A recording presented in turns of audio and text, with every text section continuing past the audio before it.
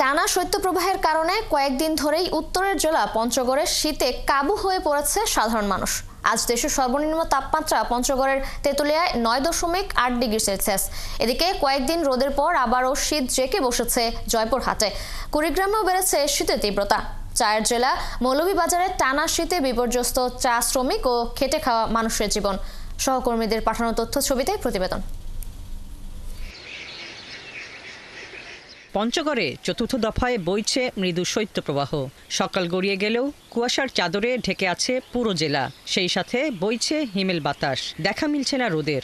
এতে শিশু বৃদ্ধ সহ দুর্ভোগে পড়েছেন নিম্ন আয়ের কর্মজীবীরা। হঠাৎ করে আজ বাড়ে গেল, ঠান্ডা কুয়াশার টানে কাজ কাম করিবা যাওয়া পারি না। কয়েকদিন থেকে যে ঠান্ডা ছিল তার তীব্রতাটা কিন্তু আজকে গত কয়েকদিনের চেয়ে অনেক বেশি। এদিকে গেল কয়েকদিন রোদের প্রখরতা থাকলেও আবার কুয়াশার চাদরে মুড়িয়ে আছে দিনাজপুর। তাপমাত্রা থাকছে 13 থেকে 15 ডিগ্রির মধ্যে। উত্তরের হিমেল বাতাসে জয়পুরহাটে শীত জেঁকে বসেছে। গেল দুদিন ধরে সূর্যের দেখা মিললেও হঠাৎ করে আবারও ঘন কুয়াশা আর শীতল বাতাসে জনজীবন কাবু হয়ে পড়েছে। দিন মজুর আর ক্ষেত মজুরেরা জমিতে কাজ করতে গিয়ে পড়েছেন চরম বিপাকে। কুড়িগ্রামে তাপমাত্রা কমতে থাকায় আবারও বেড়েছে শীতের তীব্রতা। মৃদু কুয়াশার সাথে কনকনে ঠান্ডায় ভোগান্তিতে পড়ছে মানুষজন। রাজারহাট আবহাওয়া পর্যবেক্ষণ কেন্দ্র জানিয়েছে সর্বনিম্ন তাপমাত্রা 11.4 ডিগ্রির ঘরে রয়েছে। এদিকে জেলা প্রশাসনের পক্ষ থেকে শীতার্তদের 12,000 কম্বল বিতরণ করা হয়েছে। এদিকে শীতে মৌলভীবাজার জেলার চা বাগান ও পাহাড়ি এলাকায় বসবাসরত চা শ্রমিক ও কম আয়ের মানুষের দুর্ভোগ বেড়েই চলেছে। পাতা তো সব তো ভিজাই থাকে, এই ভিজা কাপড় লইয়া আমরা পালাকিন করি। পাতা ঠান্ডা লাগে না, একদম ঘরে থাকা যায় না। অনেকে আছে ঘুম থেকে উঠলে সকালে হাত পা ঠান্ডা হয়ে যায়, ঘর থেকে বার হওয়া যায় না। জেলায় সর্বনিম্ন তাপমাত্রা 10 থেকে 11 ডিগ্রির মধ্যে থাকছে। শ্রীমঙ্গল আবহাওয়া অফিস জানিয়েছে রোদ থাকলেও সর্বোচ্চ তাপমাত্রা 20-এর উপর উঠছেই না। হাসিবা আলী বর্ণা, 71। উত্তরের জেলা পঞ্চগড়ের শীতের বিষয়ে আমাদের বিস্তারিত জানাচ্ছে সহকর্মী রফিকুল ইসলাম। আমরা সরাসরি যুক্ত হচ্ছি তার সাথে। রফিক, পঞ্চগড়ে আজ শীতের তীব্রতা কেমন দেখতে পাচ্ছেন? টানা শৈত্যপ্রবাহের কারণে সাধারণ ও নিম্ন আয়ের মানুষের দুর্ভোগ কেমন দেখছেন? লিনিয়া, প্রথমে আপনাকে জানিয়ে রাখছি যে আজকে সকাল 6টার যে তাপমাত্রা রেকর্ড করা হয়েছিল তা হলো 11.5 ডিগ্রি সেলসিয়াস। অর্থাৎ কয়েকদিনের যে মৃদু শৈত্যপ্রবাহ সেটা কিন্তু কেটে গেছে।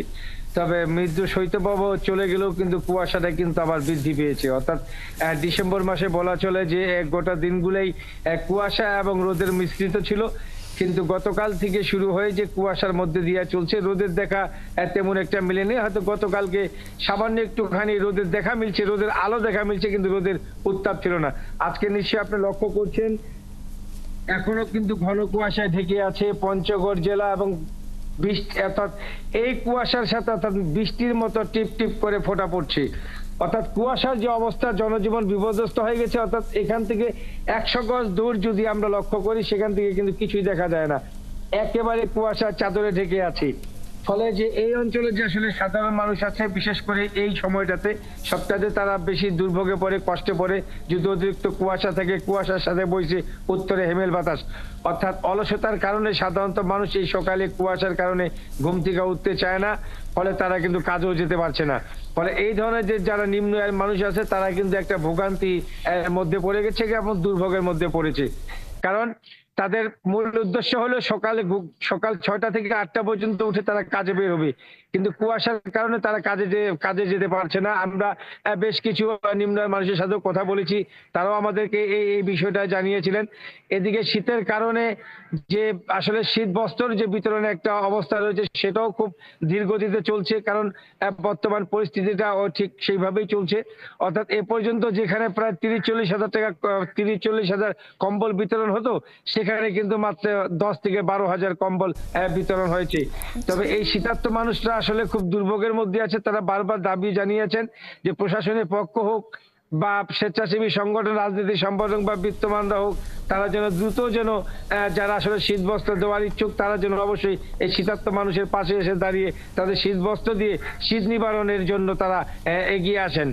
আর এদিকে আবহাওয়া অফিসের সাথেও কথা বলেছি, আবহাওয়া অফিস আমাদের যেটা জানিয়েছেন যে তাপমাত্রাটা যদিও কিছুটা বাড়ছে, হয়তো এই 11-12-র মধ্যে চলবে আরো হয়তো কিছুদিন। জানুয়ারির প্রথম সপ্তাহের শেষ দিকে তাপমাত্রাটা আরো নিচের দিকে নামে আসবে, মৃদু থেকে মাঝারি শৈত্যপ্রবাহ বয়ে যাওয়ার সম্ভাবনা রয়েছে। এদিকে আমরা জেলা প্রশাসকের সাথে কথা বলেছি, জেলা প্রশাসক সাবেদ আলী আমাকে যেটা জানিয়েছেন যে কম্বল বিতরণ অব্যাহত রয়েছে, পাশাপাশি সরকারের পাশাপাশি যারা বেসরকারি বিত্তবান ব্যক্তি রয়েছেন, স্বেচ্ছাসেবী সংগঠন, রাজনৈতিক ব্যক্তিত্ব রয়েছেন, তারাও যেন এই পঞ্চগড় জেলার যে শীতার্ত মানুষ আছে তাদের পাশে এসে দাঁড়িয়ে যেন তারা সেই সহযোগিতাটা করে। রফিক, ধন্যবাদ আপনাকে।